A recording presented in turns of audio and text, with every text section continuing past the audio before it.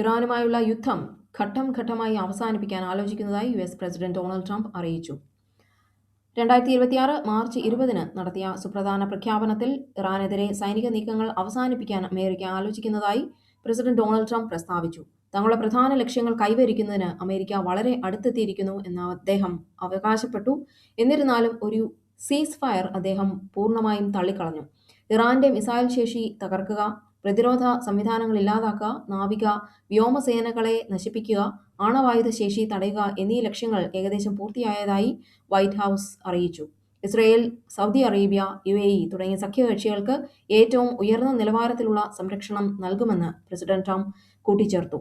യുദ്ധം അവസാനിപ്പിക്കുന്നതിനെക്കുറിച്ച് സംസാരിക്കുമ്പോഴും പെന്റഗൺ അധികമായി 2500 സൈനികരെയും 3 യുദ്ധക്കപ്പലുകളെയും മേഖലയിലേക്ക് അയക്കുന്നതായാണ് റിപ്പോർട്ടുകൾ. ഹോമോസ് കടലിടുക്കിന്റെ സുരക്ഷാ ചുമതല അമേരിക്കയ്ക്ക് പകരം ആ വഴി എണ്ണ കൊണ്ടുപോകുന്ന രാജ്യങ്ങൾ തന്നെ ഏറ്റെടുക്കണമെന്ന് പ്രസിഡന്റ് ട്രംപ് ആവശ്യപ്പെട്ടു. കഴിഞ്ഞ ദിവസം ഇസ്രയേൽ നടത്തിയ ആക്രമണങ്ങളുടെ ഡീറ്റെയിൽസ് ഇവയാണ്. സിറിയയിലെ ഡ്രൂസ് മേഖലയിൽ ഉണ്ടായ സംഘർഷങ്ങളെ തുടർന്ന് ഇസ്രയേൽ സിറിയയിലെ ഇറാന്റെ താവളങ്ങൾക്ക് നേരെ ശക്തമായ വ്യോമാക്രമണം നടത്തി. ഇസ്രയേലിന്റെ നിയന്ത്രണത്തിലുള്ള ഗോലൻ കുന്നുകളിലെ ഡ്രൂസ് ഗ്രാമങ്ങൾക്ക് നേരെ സിറിയയിൽ നടന്ന ഷെല്ലാക്രമണത്തിന് തിരിച്ചടിയായാണ് ഈ നടപടി ഉണ്ടായത്. സിറിയൻ സൈന്യത്തിന്റെയും ഇറാൻ പിന്തുണയുള്ള ഹിസ്ബുള്ള വിഭാഗത്തിന്റെയും നിയന്ത്രണത്തിലുള്ള സുപ്രധാന സൈനിക താവളങ്ങളും ആയുധ ശേഖരണശാലകളുമാണ് ഇസ്രയേൽ തകർത്തത്. ആക്രമണത്തിൽ ഏതാനും സിറിയൻ സൈനികർ കൊല്ലപ്പെടുകയും നിരവധി പേർക്ക് പരിക്കേൽക്കുകയും ചെയ്തതായി റിപ്പോർട്ടുകളുണ്ട്. ഡ്രൂസ് മേഖലയിലെ സംഘർഷം രൂക്ഷമായതിനെ തുടർന്ന് ഇസ്രയേൽ അതിർത്തിയിൽ അതീവ ജാഗ്രത പ്രഖ്യാപിച്ചിരിക്കുകയാണ്. സിറിയയിൽ ഇസ്രയേൽ നടത്തിയ വ്യോമാക്രമണത്തെ ശക്തമായി അപലപിച്ച് സൗദി അറേബ്യ. സിറിയയുടെ പരമാധികാരത്തിന്മേലുള്ള കടന്നുകയറ്റത്തെ സൗദി വിദേശകാര്യ മന്ത്രാലയം ശക്തമായ ഭാഷയിൽ അപലപിച്ചു. ഇസ്രയേലിന്റെ ഈ നടപടി അന്താരാഷ്ട്ര നിയമങ്ങളുടെയും 1974 കരാറുകളുടെയും നഗ്നമായ ലംഘനമാണെന്ന് സൗദി ചൂണ്ടിക്കാട്ടി. മേഖലയിലെ സംഘർഷങ്ങൾ കൂടുതൽ വഷളാകാതിരിക്കാൻ അന്താരാഷ്ട്ര സമൂഹം അടിയന്തരമായി ഇടപെടണമെന്ന് സൗദി ആവശ്യപ്പെട്ടു. സിറിയൻ ജനതയോടുള്ള ഐക്യദാർഢ്യം പ്രഖ്യാപിച്ച സൗദി രാജ്യത്തിന്റെ സുരക്ഷയും സ്ഥിരതയും നിലനിർത്തുന്നതിന് പിന്തുണ അറിയിച്ചു. ഇറാന്റെ അതീവ സുരക്ഷയുള്ള ഭൂഗർഭ മിസൈൽ സംഭരണശാലകൾക്ക് നേരെ ഇസ്രയേലും അമേരിക്കയും സംയുക്തമായി ശക്തമായ വ്യോമാക്രമണം നടത്തി. ഇറാന്റെ റവല്യൂഷണറി ഗാർഡിന്റെ നിയന്ത്രണത്തിലുള്ള സുപ്രധാന മിസൈൽ കേന്ദ്രങ്ങൾക്ക് വൻ നാശനഷ്ടങ്ങൾ സംഭവിച്ചതായാണ് റിപ്പോർട്ട്. കഴിഞ്ഞ ദിവസം ഇറാൻ നടത്തിയ ആക്രമണങ്ങൾ എന്തൊക്കെയാണെന്ന് നോക്കാം. ഇസ്രയേൽ നഗരങ്ങൾ, വിമാനത്താവളങ്ങൾ, മേഖലയിലെ US സൈനിക താവളങ്ങൾ എന്നിവ ലക്ഷ്യമാക്കി ഇറാൻ മിസൈലുകളും ഡ്രോണുകളും ഉപയോഗിച്ച് ശക്തമായ ആക്രമണം നടത്തി. മാർച്ച് 19 മുതൽ 20 വരെ ഏകദേശം 11 തവണ ഇറാൻ ഇസ്രയേലിലേക്ക് മിസൈലുകൾ തൊടുത്തുവിട്ടു. Jerusalem, Tel Aviv, Ramallah, Rehovot, Beit Shemesh എന്നിവിടങ്ങളിൽ ബാലിസ്റ്റിക് മിസൈലുകളും അവ തകർക്കുമ്പോഴുണ്ടാകുന്ന അവശിഷ്ടങ്ങളും പതിച്ചു. ജെറുസലേമിലെ പഴയ നഗരത്തിൽ സ്ഫോടനം ഉണ്ടാവുകയും ഏതാനും പേർക്ക് പരിക്കേൽക്കുകയും ചെയ്തു. ഇറാന്റെ മിസൈലുകളിൽ 70% മാരകമായ ക്ലസ്റ്റർ ബോംബുകൾ ആണെന്ന് ഇസ്രയേൽ മാധ്യമങ്ങൾ റിപ്പോർട്ട് ചെയ്തു. മാർച്ച് 20 വരെയുള്ള കണക്കുകൾ പ്രകാരം ഇസ്രയേലിൽ കുറഞ്ഞത് 15 പേർ കൊല്ലപ്പെട്ടു. ഇന്ത്യൻ മഹാസമുദ്രത്തിലെ US UK സംയുക്ത സൈനിക താവളമായ ഡിയാഗോ ഗാർഷ്യയ്ക്ക് നേരെ ഇറാൻ ബാലിസ്റ്റിക് മിസൈലുകൾ തൊടുത്തുവിട്ടു. മിസൈലുകളിൽ ഭൂരിഭാഗവും ഡിഗോ ഗാർഷ്യയിലെ അത്യാധുനിക വ്യോമ പ്രതിരോധ സംവിധാനങ്ങൾ വഴി തകർക്കപ്പെട്ടതായാണ് പ്രാഥമിക റിപ്പോർട്ടുകൾ. എങ്കിലും ചില മിസൈലുകൾ താവളത്തിന് സമീപം പതിച്ചതായി സൂചനയുണ്ട്. UAEയിലെ റാസൽ ഖൈമ ലക്ഷ്യമാക്കി ആക്രമണം നടത്തുമെന്ന് ഇറാന്റെ റവല്യൂഷണറി ഗാർഡ് മുന്നറിയിപ്പ് നൽകി.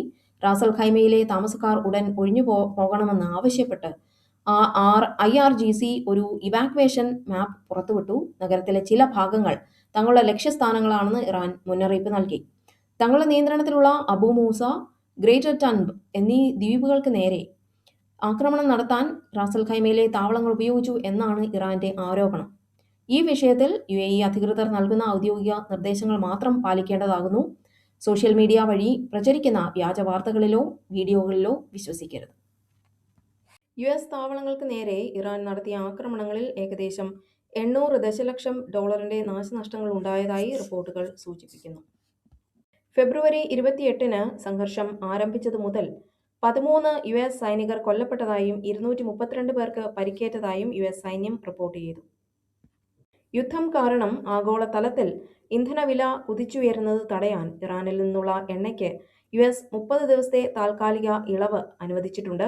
ഇത് വിപണിയിൽ 140 ദശലക്ഷം ബാരൽ എണ്ണ ലഭ്യമാക്കാൻ സഹായിക്കും എന്നാണ് കണക്കുകൂട്ടൽ.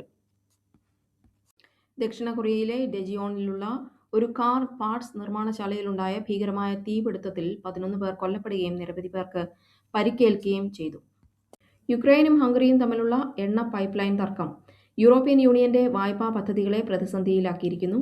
യുക്രൈനിലൂടെ കടന്നുപോകുന്ന പൈപ്പ് ലൈൻ വഴി ഹംഗറിയിലേക്കുള്ള എണ്ണ വിതരണം തടസ്സപ്പെട്ടതാണ് പ്രധാന പ്രശ്നം. റഷ്യൻ എണ്ണയെ ആശ്രയിക്കുന്ന ഹംഗറിക്ക് ഇത് വലിയ തിരിച്ചടിയായി. ഇതിന് പകരമായി യുക്രൈന് നൽകാൻ തീരുമാനിച്ച 50 ബില്യൺ യൂറോയുടെ നിർണായകമായ യൂറോപ്യൻ യൂണിയൻ വായ്പാ പാക്കേജ് ഹംഗേറിയൻ പ്രധാനമന്ത്രി വിക്ടർ ഓർബൻ വീറ്റോ അധികാരം ഉപയോഗിച്ച് തടഞ്ഞു.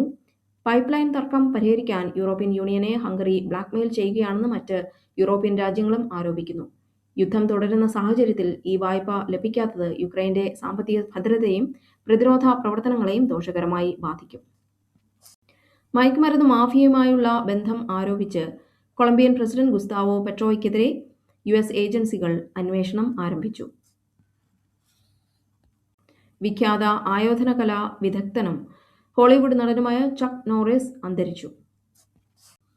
വനിതാ ഏഷ്യൻ കപ്പ് ഫുട്ബോൾ ഫൈനലിൽ ഇന്ന് ഓസ്ട്രേലിയ ജപ്പാനെ നേരിടും. പശ്ചിമേഷ്യയിൽ യുദ്ധത്തിൽ 6 ഇന്ത്യക്കാർ കൊല്ലപ്പെട്ടതായും ഒരാളെ കാണാതായതായും വിദേശകാര്യ മന്ത്രാലയം സ്ഥിരീകരിച്ചു. ഫെബ്രുവരി മുതൽ ഏകദേശം 3 ലക്ഷം ഇന്ത്യക്കാരെ ഇതുവരെ നാട്ടിലെത്തിച്ചു. ആഗോള വിപണിയിലെ എണ്ണക്ഷാമം പരിഹരിക്കാൻ അമേരിക്ക ഇളവ് പ്രഖ്യാപിച്ചതോടെ ഇറാനിൽ നിന്ന് വീണ്ടും അസംസ്കൃത എണ്ണ വാങ്ങാൻ ഇന്ത്യൻ കമ്പനികൾ ഒരുങ്ങുന്നു. അതേസമയം വ്യവസായ ആവശ്യങ്ങൾക്കുള്ള ഡീസൽ വിലയിൽ ലിറ്ററിന് 22 രൂപ വർദ്ധിപ്പിച്ചു. അഫ്ഗാനിസ്ഥാന് സഹായവുമായി ഇന്ത്യ. പാകിസ്ഥാൻ നടത്തിയ വ്യോമാക്രമണത്തിൽ പരിക്കേറ്റവർക്കായി ഇന്ത്യ 2.5 ടൺ അടിയന്തര മരുന്നുകൾ കാബൂളിലേക്ക് അയച്ചു. 2026 ഏപ്രിൽ മുതൽ പ്രാബല്യത്തിൽ വരുന്ന പുതിയ ആദായ നികുതി നിയമത്തെക്കുറിച്ച് ജനങ്ങളെ ബോധവൽക്കരിക്കാൻ ധനമന്ത്രി നിർമ്മല സീതാരാമൻ പ്രാരംഭ് 2026 ക്യാമ്പയിൻ ആരംഭിച്ചു. രൺവീർ സിംഗ് ചിത്രം ധുരന്ദർ 2 3 ദിവസത്തിനുള്ളിൽ ആഗോളതലത്തിൽ 240 കോടി രൂപ നേടി മുന്നേറുന്നു.